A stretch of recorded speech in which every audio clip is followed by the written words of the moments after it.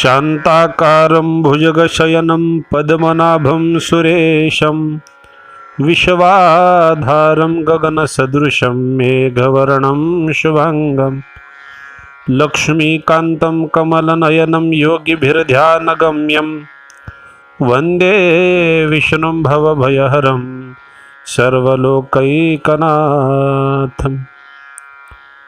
गोपाल कृष्ण भगवान की जय। श्रोते हो, आपण सगळेजण कार्तिक मास महात्म्याची कथा ऐकत आहोत।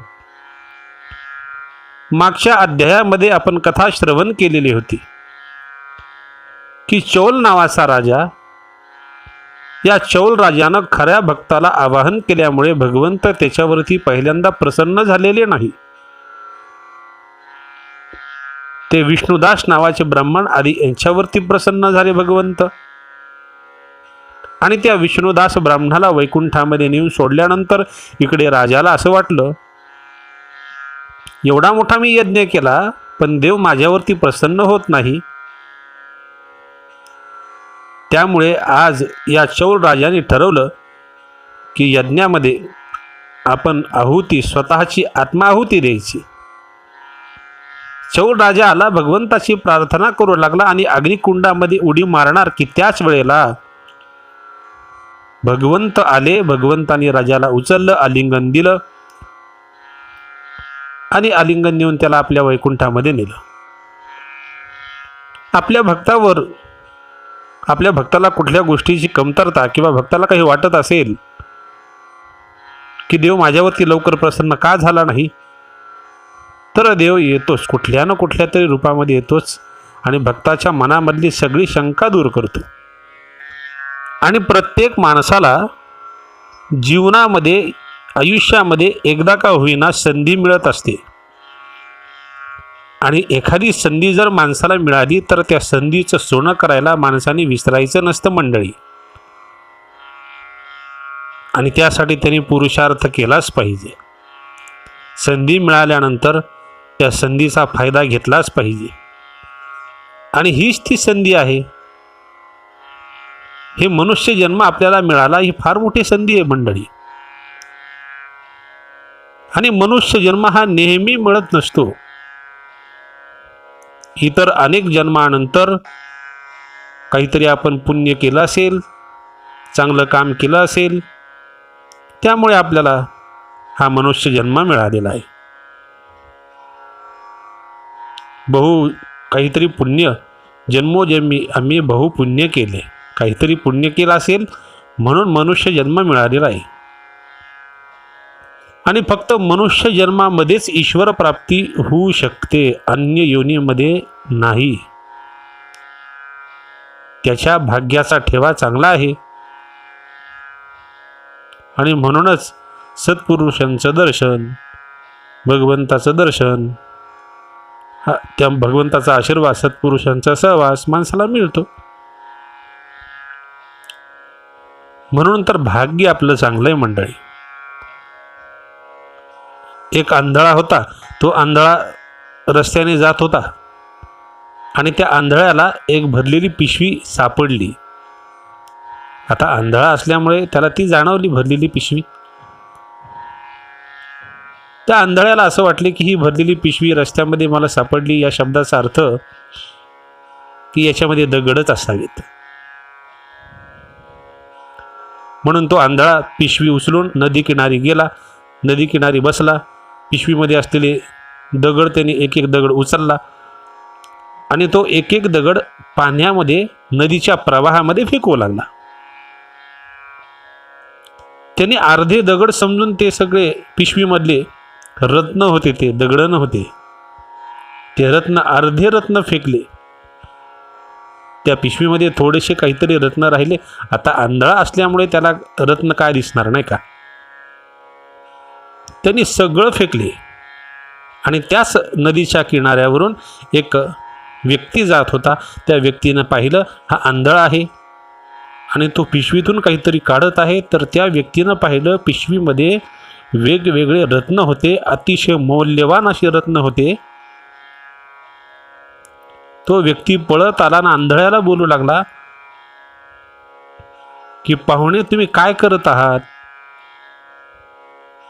म्हणे मी दगड फेकत आहे पिशवीमधले नदीमध्ये. मग त्या माणसाने सांगितलं, हो, या पिशवीमध्ये दगड नव्हे तर या पिशवीमध्ये मौल्यवान असे रत्न आहेत.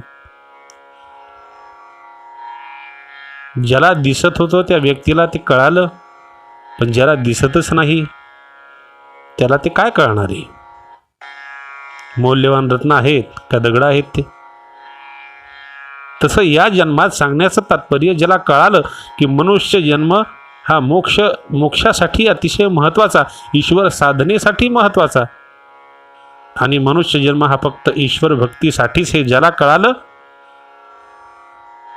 तो या जन्माचं सार्थक केल्याशिवाय राहत नाही. आणि ज्याला कळालंच नाही तो फक्त खाणे पिणे याच्या व्यतिरिक्त काय, झोपणे, त्याला बाकी ईश्वर साधना वगैरे काहीही कळत नसतं मंडळी. म्हणून भाग्य आहे, ही संधी आपल्याला मिळाली. प्रत्येक व्यक्तीनं उपासना करावी आणि उपासना करून या संधीचा पुरेपूर फायदा घ्यावा. देवावरती विश्वास ठेवावा, दृढ भक्ती ठेवावी. आपल्यावरती केव्हा आणि कधी विघ्न येईल, कोणतं संकट येईल हे सांगता येत नाही मंडळी. आपण देवावरती श्रद्धा ठेवून त्याच्यावरती अवलंबून जर राहिलो तर आपल्यावरती एखादं संकट जर आलं तर ईश्वर धावत येत असतो आणि आपल्यावरचं संकट दूर करण्याचा प्रयत्न करत असतो. आपल्या या कथेमध्ये हेच तर झालेलं आहे ना. चौल राजाची भक्ती डळमळू लागली की माझ्यावरती देव लवकर का प्रसन्न झाला नाही. म्हणून या चौल राजानं त्या अग्निकुंडामध्ये उडी घेण्यासाठी तयारी केली. भगवंत आले, त्याला आपलंसं केलं. चौल राजा आणि जे ब्राह्मण देवता होती की नाही, त्या ब्राह्मणाला आणि चौल राजाला भगवंतानी आपल्या वैकुंठाचं द्वारपालक केलेलं होतं. ही कथा विष्णुदूत सांगत आहेत बरं. धर्मदत्त ब्राह्मणाला ही कथा सांगत आहेत विष्णुदूत. 2 दिवसाखाली आपण जी कथा ऐकली ना, ते विष्णुदूत हे संदर्भ देऊ लागलेत. आणि आता धर्मदत्त ब्राह्मणाने विष्णुदूतांना प्रश्न विचारलेला होता. मी असं सुद्धा ऐकलेलं आहे दूतान हो, की वैकुंठामध्ये द्वारपालक जय आणि विजय हे आहेत म्हणून. असं यांनी कोणतं पुण्य केलेलं होतं की यांना भगवंताच्या जवळ जागा प्राप्त झालेली आहे. विष्णुदूत असं म्हणतात की ऐक धर्मदत्ता, आम्ही तुला सांगतो, तृणबिंदूची कन्या देवहूती आणि त्या देवहूतीला कर्दम ऋषीच्या कृपेने थोरला जय आणि धाकटा विजय असे 2 मुले झालेले होते. देवहूतीच्या ठिकाणी मागाहून योग धर्म असणारा असे कपिल महामुनीचा जन्म झालेला होता. देवहूती आणि कर्दम यांच्या पोटी हा जो कपिलाचा अवतार तो भगवान विष्णूचाच अवतार मानला जातोय. पण या देवहूतीच्या ठिकाणी असं म्हणतात की जय आणि विजय हे जन्माला आलेले होते आधी. हे जय आणि विजय विष्णू भक्त होते. विष्णू भक्तीमध्ये ते नेहमी निमग्न राहायचे. त्यांचे सगळे इंद्रिय भगवंताकडे राहून आणि धर्म कार्यामध्ये ते सतत अखंड राहायचे. धर्म कार्यच करायचे जय आणि विजय. भगवंताचा अखंड जप करायचे. भगवान विष्णूचे जे व्रत सांगितलेले आहेत ते व्रत करायचे. ओम नमो भगवते वासुदेवाय या मंत्राचा जपही करायचे. सदैव भगवंताची भक्ती करणारे जय आणि विजय. म्हणून कधी कधी भगवान विष्णूंनी त्या जय आणि विजयाला साक्षात दर्शनही दिलेलं होतं. आणि जय विजय हे यज्ञ कर्मामध्ये अतिशय कुशल होते, पारंगत होते. मंत्र म्हणण्यामध्ये अतिशय कुशल होते. एक दिवस मरुत राजाला यज्ञ करायचा होता त्या काळी, आणि मरुत राजाने जय आणि विजय या दोघांना यज्ञाकरिता बोलवले. हा मरुत राजा देव ऋषी मुनी यांचं पूजन करत असे. भाविक होता. यज्ञ करायचा होता म्हणून जय आणि विजय मरुत राजाकडे आले. तेथे ब्रह्मदेव आलेले होते, तिथे अनेक देवही आलेले होते. यज्ञ परिपूर्ण झाला. जय विजय अतिशय विद्वान आणि म्हणून मरुत राजाने यज्ञ झाल्यानंतर प्रत्येकाला पुष्कळ द्रव्य दिलेले होते. जय विजयाला सुद्धा भरपूर द्रव्य मिळालेले होते, पैसा मिळालेला होता. शास्त्र असं सांगतं मंडळी की एखादा यज्ञ जर आपण केला तर यज्ञ केल्यानंतर त्या यज्ञामध्ये आलेल्या ऋषीमुनींना किंवा भाविकाला दक्षिणा द्यावी. आणि दक्षिणा त्या ठिकाणी जय विजयाला प्राप्त झालेली होती. जय विजयाने ती दक्षिणा घेतली.